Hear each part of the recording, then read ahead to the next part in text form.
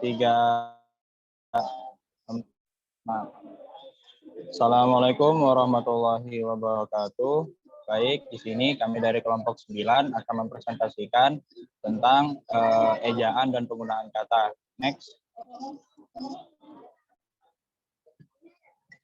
Baik, di sini ada kelompok kami, yaitu yang pertama adalah Devrinanda Susilo, kemudian ada Awaludin Ghazali Azhari, kemudian ada Aulia Wawin Anggita, kemudian ada saya sendiri yaitu Ridho Agung Noval.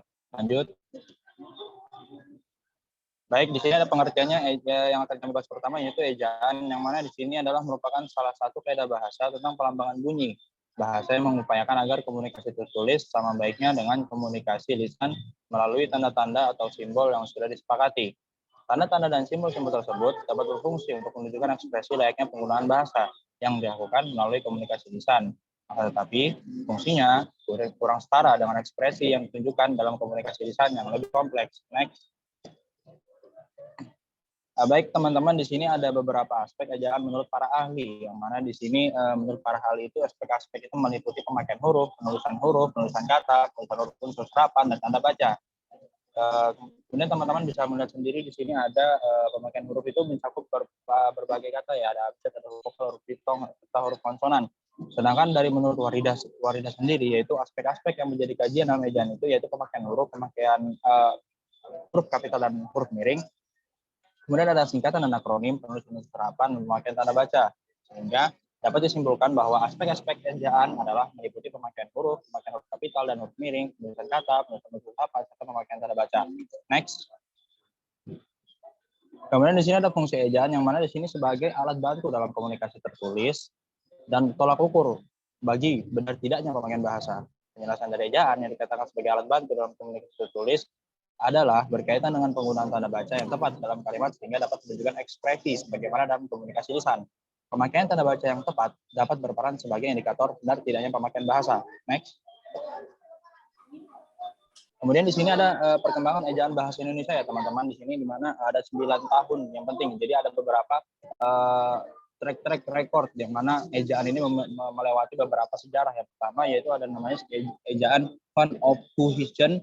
Kemudian ada yang kedua ada ejaan Republik, kemudian ada 3 ejaan pembaharuan, yang keempat adalah ejaan Merindo, yang kelima ada ejaan baru, yang keenam adalah EYD atau ejaan yang disempurnakan, kemudian yang terbaru saat ini adalah PUBI yang mana pedoman umum ejaan bahasa Indonesia. Dan ini saya mengutip dari Erika tahun 2015. Ketujuh nama ejaan tersebut akan dijelaskan kondisinya dan ciri-ciri khususnya pada bagian berikut, yang mana ejaan Fund of Cohesion ini memiliki 6 ciri khusus, yaitu penggunaan huruf yang lama itu seperti Soekarno. Soekarno itu kan memakai kata OE yang mana dibaca U. Kemudian ada kata Soeharto yang mana di situ juga U diberikan kata O dan E. Jadi teman-teman bisa melihat sendiri ya bahwa J di sini misalnya J yang pada poin B itu ada huruf J untuk menuliskan kata-kata misalnya jang, saja, wajah, wajang. Tapi bukan berarti kalian membacanya dengan kata jang atau wajang, tetapi dengan yang atau wayang karena kata-kata tersebut dipakai pada zaman Belanda kalau nggak salah. Oke, next slide akan dibacakan oleh Awaludin Devrinanda Susilo.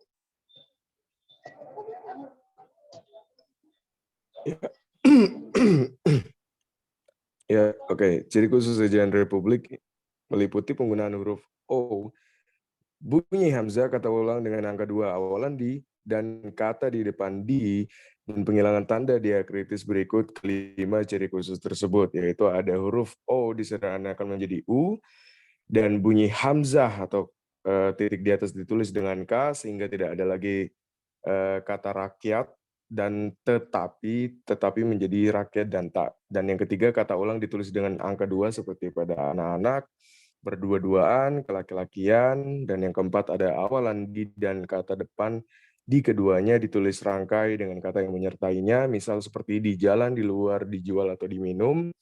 Dan yang kelima ada penghapusan tanda diakritis hawa atau epet menjadi sehingga tidak ada lagi ada tulisan kenari atau keluarga, tetapi keluarga dan kehadiran. Dan selanjutnya menurut Admin padamu 2016 ciri khas ejaan pembahasan pada 4, yaitu perubahan gabungan dari konsonan dan gabungan vokal. Berikut keempat ciri khas tersebut, yaitu ada gabungan konsonan yang NG diubah menjadi dan perubahan penulisan gabungan huruf konsonan dari gabungan konsonan menjadi satu huruf yaitu N, misalnya mengalah menjadi mengalah. Dan yang kedua adalah gabungan konsonan NJ diubah menjadi N titik koma di atas, perubahan penulisan gabungan huruf konsonan dari gabungan konsonan Eng menjadi satu huruf N, misalnya menjanji menjadi menjanji, sama saja hanya saja beda penulisannya. Yang ketiga, gabungan konsonan SJ menjadi S, perubahan penulisan gabungan huruf konsonan dari gabungan konsonan SJ menjadi satu huruf S, petik koma di atas, misalnya syarat menjadi syarat. Dan yang keempat, gabungan vokal A, I, U, E, O menjadi I, AU, dan OI. Oke, dilanjut, Nopal. Ya, ejaan Melindo dapat dikenali dari 6 ciri-ciri berikut. Yang pertama adalah gabungan konsonan pada kata jara diganti dengan sehingga ditulis cara, dan B yang kedua adalah gabungan konsonan pada kata janji ditulis dengan huruf NC sehingga menjadi huruf yang baru, dan yang ketiga ada kata menyapu akan ditulis menyapu, dan keempat gabungan pada kata syair ditulis menjadi syair. Yang keempat adalah yang kelima ada gabungan NG pada kata ngopi ditulis menjadi nopi. Yang keenam ada diftong oi seperti pada kata koboi ditulis menjadi koboi menggunakan Y. Program tersebut dijalankan oleh Panitia Ejaan Bahasa Indonesia Departemen Pendidikan dan Kebudayaan. Program tersebut berisi konsep ejaan yang menjadi awal lahirnya EYD. Konsep tersebut dikenal dengan nama ejaan baru atau ejaan LBK. Terdapat banyak perubahan dari PUEYD ke PUBEBI. Penulis memfokuskan pada penggunaan huruf. Berikut ciri khusus PUEBI yang penulis temukan pada Permendikbud nomor 50 tahun 2015. Yang pertama ada pada huruf vokal. Untuk pengucapan atau pelafalan kata yang benar digunakan diakritik yang lebih rinci, yaitu yang pertama diakritiki E titik koma di atas dilafalkan E, misalnya anak-anak bermain di teras. Dan yang kedua diakritik E petik koma di atas dilafalkan menjadi E biasa, misalnya kami menonton film seri. Dan yang ketiga diakritik E petik atas dilafalkan I, misalnya pertandingan itu berakhir seri. Dan yang kedua pada huruf konsonan terdapat catatan penggunaan huruf Q dan X yang lebih rinci, yaitu yang pertama huruf Q dan X khusus digunakan untuk nama, diri, dan keperluan ilmu. Dan yang kedua, huruf X pada posisi awal kata diucapkan S. Dan yang ketiga, pada huruf diftong terdapat tambahan yaitu diftong E, misalnya pada kata e-gondom, geisher, dan survei. Dan yang keempat, ada pada huruf kapital aturan penggunaan lebih diringkas. Pada PUYD terdapat 16 aturan, sedangkan PUYBI terdapat 13 aturan, dengan disertai catatan. Dan yang kelima, pada huruf tebal terdapat pengurangan aturan, sehingga hanya 2 aturan, yaitu menegaskan bagian tulisan yang sudah ditulis miring dan menegaskan bagian karangan seperti judul buku bab atau subbab. Lanjut. Ya, penggunaan kata di sini ada yang pertama, kata dasar, yaitu berupa satu kesatuan, misalnya kantor pajak penuh sesak, dan yang kedua saya pergi ke sekolah, dan yang ketiga buku itu sangat tebal. Lalu bentuk terikat ditulis serangkai dengan kata yang mengikutinya. Contoh, busana, infrastruktur, proyektif, aerodinamika, inkonvensional, purnawirawan, antar kota, kontradiksi, sabtrakradika. Dan yang pertama, bentuk terikat yang diikuti oleh kata yang berhuruf awal kapital atau singkatan yang berupa huruf kapital dirangkaikan dengan tanda hubung. Misalnya non-Indonesia, non-Afrikan, pro-Barat, non-ASEAN, anti-PKI. Oke, yang kedua, alias B, kata berimbuhan. Yang pertama, imbuhan atau awalan sisipan akhiran dan serta gabungan awalan dan akhiran. Ditulis rangkaian dengan bentuk dasarnya, misalnya berjalan, berkelanjutan, mempermudah, gemetar, lukisan, kemauan, perbaikan, catatan, dan imbuhan yang diserap dari unsur asing seperti ismeman, atau wan, atau wi, ditulis rangkaian dengan bentuk dasarnya, misalnya sukuisme, seniman, kamerawan, gerejawi. Oke, lanjut. Ya, bentuk maha yang diikuti kata turunan yang mengacu pada nama atau sifat Tuhan ditulis terpisah dengan huruf awal kapital. Misalnya, marilah kita bersyukur kepada Tuhan yang Maha Pengasih. Kita berdoa kepada Tuhan yang Maha Pengampun. Oke, bentuk ulang ditulis dengan menggunakan tanda hubung di antara unsur-unsurnya, misalnya anak-anak, biri-biri, buku-buku, cumi-cumi. Dan yang ketiga, bentuk maha yang diikuti kata dasar yang mengacu kepada nama atau sifat Tuhan, kecuali kata esa ditulis rangkai. Misalnya, Tuhan yang Maha Kuasa menentukan arah hidup kita, dan selanjutnya mudah-mudahan Tuhan yang Maha Esa melindungi kita. Catatan, bentuk ulang gabungan kata tulis menggunakan unsur. Yang pertama misalnya surat kabar menjadi surat-surat kabar, kapal barang menjadi kapal-kapal barang, rak buku menjadi rak-rak buku, kereta api cepat menjadi kereta-kereta api cepat. Oke, lanjut. Oke.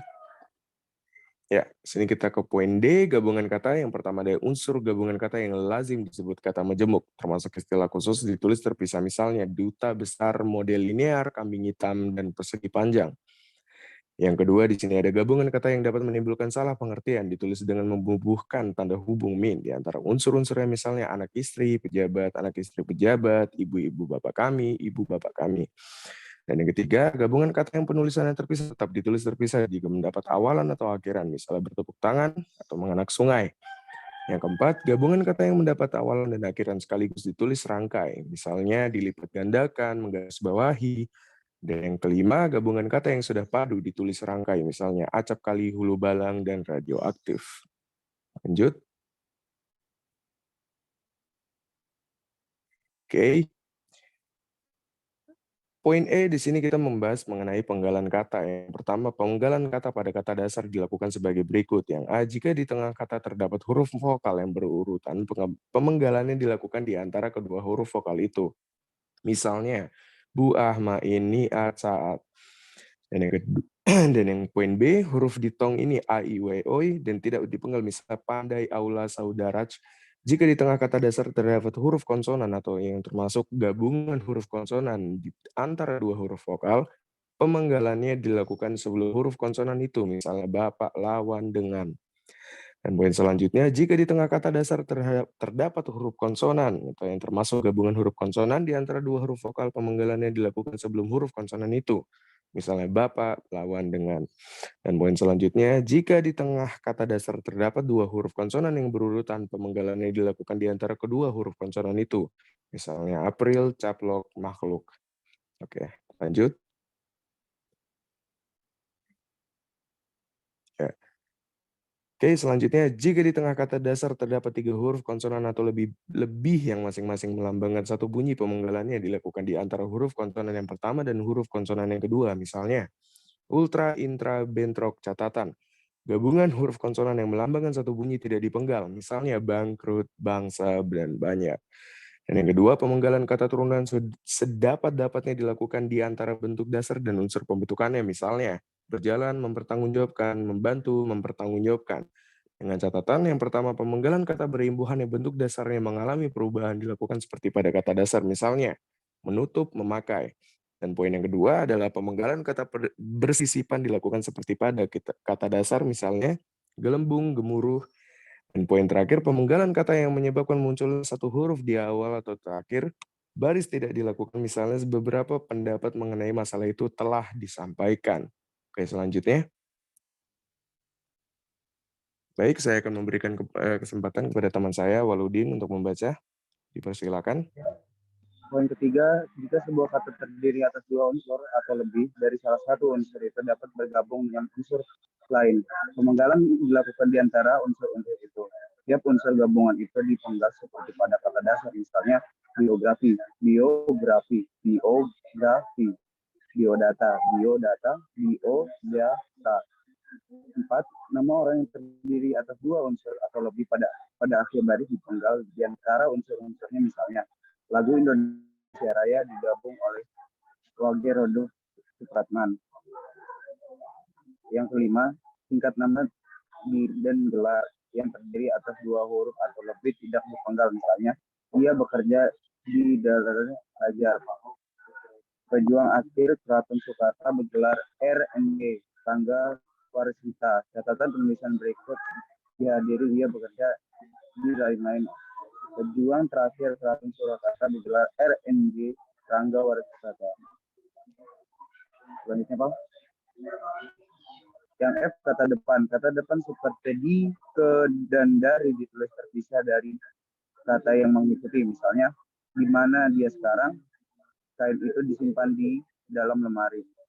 Yang G, partikel partikel lah, kah, dan tah ditulis serangkai dengan kata yang mendahului, misalnya, bacalah buku itu baik-baik. Apakah yang tersirat dalam surat itu? Yang kedua, partikel pun ditulis terpisah dari kata yang mendahulunya. Misalnya, apapun permasalahan yang muncul, dia dapat mengatasinya dengan bijak. Catatan, partikel pun yang merupakan unsur kata penghubung ditulis serangkaian. Misalnya, meskipun sibuk, dia dapat menyelesaikan tugasnya tepat pada waktunya. Selanjutnya, Bang.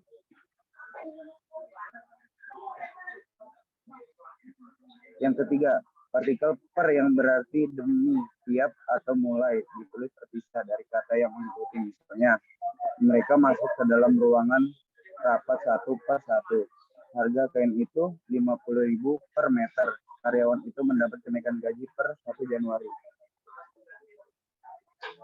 Yang H, singkat dan akronim. Yang satu, singkat nama orang, gelar, sapaan, jabatan, atau pangkat diikuti dengan tanda titik pada setiap unsur singkat itu. Misalnya, H. Nasional Abdul Haris Nusantio, Hamid Haji Hamid. Yang kedua, singkatan yang terdiri dari huruf awal setiap kata nama, lembaga pemerintahan dan ketenagaran, lembaga pendidikan, badan atau organisasi, serta nama dokumen resmi ditulis dengan huruf kapital tanpa titik. Misalnya, NKRI Negara Kesatuan Republik Indonesia, UI Universitas Indonesia. Yang B, singkatan yang terdiri atas huruf awal setiap kata bukan nama dari tulisan dengan huruf kapital tanpa tanda titik. Misalnya, PT Perseroan Terbatas, MAN, Madrasah Ali Negeri. Yang ketiga, singkatan yang terdiri atas 3 huruf atau lebih diikuti dengan tanda titik. Misalnya, halaman, titik, halaman, dan lain-lain, dan lain-lain. Yang keempat, singkatan yang terdiri atas 2 huruf yang lazim dipakai dalam surat menyurat masing-masing diikuti oleh tanda titik. Misalnya, N atas nama, A dengan alamat. Lembang kimia singkatan satuan ukuran, takaran, timbangan, dan mata uang tidak diikuti tanda titik. Misalnya, cukup rum cm cm. Yang keenam, akronim nama diri yang terdiri atas huruf awal setiap kata ditulis dengan huruf kapital tanpa tanda titik. Misalnya, BIG, Badan Informasi Geospasial, BIN, Badan Intelijen Negara. Yang ketujuh, akronim nama diri yang berupa gabungan satu kata atau gabungan huruf dan suku kata dari deret kata ditulis dengan huruf awal kapital. Misalnya, Bulog, Badan Urusan Logistik.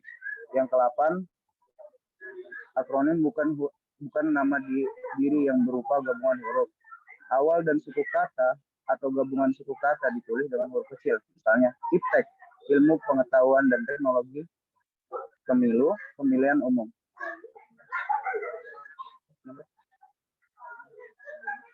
Angka yang I, angka dan bilangan.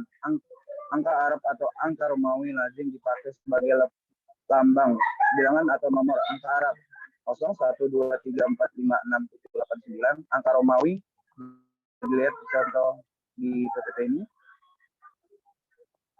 Yang satu, bilangan dalam teks yang dapat dinyatakan dengan 1 atau 2 kata ditulis dengan huruf, kecuali jika dipakai secara berurutan seperti dalam perincian. Misalnya, mereka menonton drama itu sampai 3 kali, diantaranya 72 anggota yang hadir, 52 orang yang setuju, 15 orang tidak setuju, dan 5 orang abstain.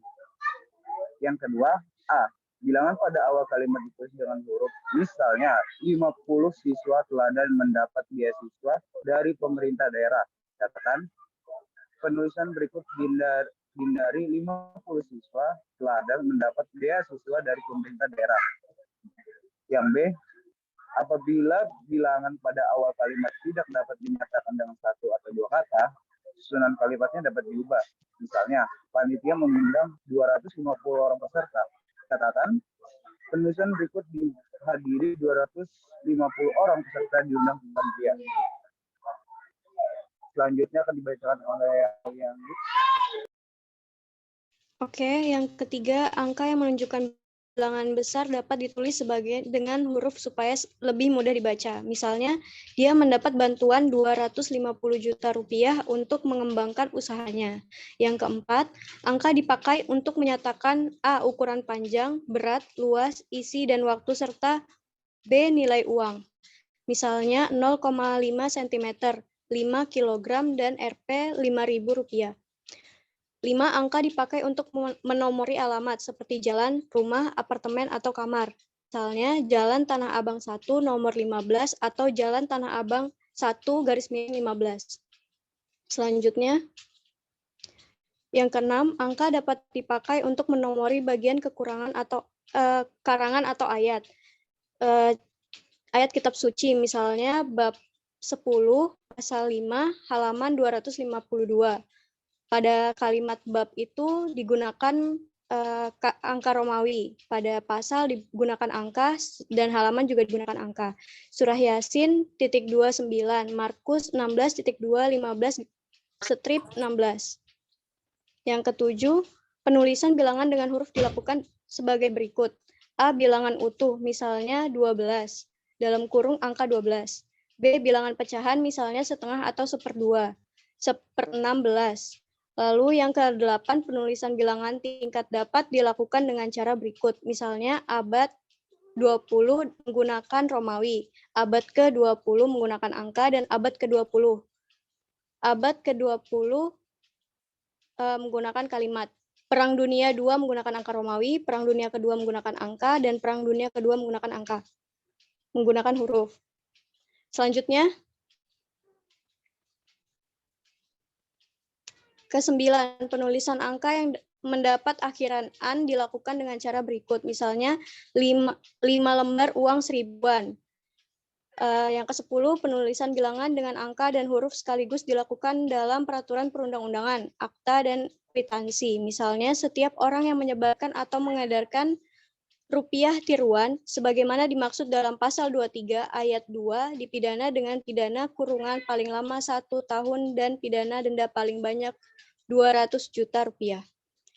Yang ke-11, penulisan bilangan yang dilambangkan dengan angka dan diikuti huruf dilakukan seperti berikut. Misalnya, saya lampirkan tanda terima uang sebesar 900.500 rupiah 50 sen. Yang ke-12, bilangan yang digunakan sebagai unsur nama geografi ditulis dengan huruf, misalnya Kelapa II, Kotonan Ampek. Selanjutnya, J. Kata gantiku, kau, ku, mu, dan nya. Kata gantiku dan kau ditulis serangkaian dengan kata yang mengikutinya, sedangkan ku, mu, dan nya ditulis serangkai dengan kata yang mendahuluinya. Misalnya, rumah itu telah ku jual. Majalah ini boleh kau baca. Bukuku, bukumu, dan bukunya tersimpan di perpustakaan. Rumahnya sedang diperbaiki.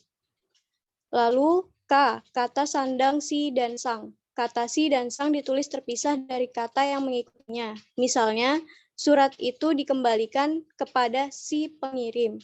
Catatan, huruf awal sang ditulis dengan huruf kapital jika sang merupakan unsur nama Tuhan. Misalnya, kita harus berserah diri kepada Sang Pencipta. Selanjutnya,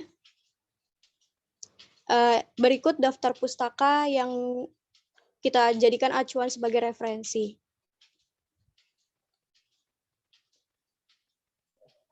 Ya baik, ini adalah pertanyaan dari kawan-kawan sekalian. Yang pertama adalah nomor 1 dari Rovinus Gervasoni dari kelompok 2. Yang mana itu adalah pertanyaannya, jelaskan perbedaan dari kata dasar, kata turunan, dan kata berimbuhan, dan berikan contohnya. Jadi jawaban dari kami adalah kata dasar diartikan sebagai kata yang belum diberi imbuhan. Contoh, kami main bola hingga petang, kucing suka main ikan. Nah kemudian, berdasarkan referensi yang kami dapatkan, bahwa kata turunan dan kata berimbuhan merupakan jenis kata yang sama, sehingga kami menjadikannya dalam satu penjelasan saja. Kata berimbuhan adalah kata dasar yang telah diberi imbuhan, baik itu awalan, sisipan, akhiran, serta awalan akhiran, dan telah mengalami perubahan makna. Nama lain dari kata berimbuhan adalah kata turunan. Contoh, bermain. Dodi bermain bola. Tahunan. Kegiatan tersebut tercatat di dalam buku tahunan. Persatuan Indonesia. Gemilang. Kata dasarnya itu gilang, tapi imbuhannya disisipin M di tengah-tengahnya. Contohnya, Hera memiliki prestasi yang gemilang. Next, ini akan dibacakan oleh Devrinanda Susilo. Ya, pertanyaan yang kedua berasal dari Wisnu Graha, kelompok 10. Oke, sebelum mengetahui contohnya, ada kalanya untuk mengetahui definisi terlebih dahulu. Tanda elipsis adalah tanda baca yang kebanyakan menandai penghilangan sengaja suatu kata atau frasa dari teks aslinya. Tanda ini mampu menunjukkan henti pada pembicaraan, akal yang belum habis, atau pada pembicaraan atau pada kesudahan kalimat, penurunan volume menuju kesenyapan. Aposiopesis atau simbol untuk tanda elipsis adalah rangkaian tiga tanda titik atau suatu glif yang berupa 3 bintik. Menurut ejaan yang disempurnakan EYD tanda elipsis, yaitu yang pertama ada dipakai dalam kalimat yang terputus-putus. Contoh, jikalau begitu, titik, ya marilah kita memperagakan usaha. Lalu yang kedua, menunjukkan bahwa dalam suatu kalimat atau naskah ada bagian yang dihila. Contohnya, sebab-sebab kemerosotan, yaitu titik, akan diteliti semakin lanjut. Oke, pertanyaan berikutnya akan dijawab dari awal Udin. Gozali, dipersilahkan. Nomor 3, pertanyaan dari Wulandari kelompok 7. Singkatan adalah hasil dari pendekatan yang berupa huruf atau gabungan huruf. Contoh, FBI Fakultas Ilmu Budaya, DIY Daerah Istimewa Yogyakarta, dan DLL, dan lain-lain. Sedangkan akomodasi adalah pendekatan yang menggabungkan huruf atau suku kata atau bagian yang ditulis dan dilafalkan sebagai sebuah kata. Contoh, pemilu, pemilihan umum, malming, malam minggu, pelita, pembangunan 5 tahun. Yang keempat, ini dari pertanyaan dari Muhammad Angkuzaki, kelompok 7. Ejaan apa yang berlaku pada tahun sekarang ini? Pedoman EYD adalah pedoman ejaan bahasa Indonesia yang sudah berlaku sejak tahun 1972, namun pada tahun 26 November 2015 yang lalu, EYD sudah diganti menjadi pedoman umum ejaan bahasa Indonesia, PUEB.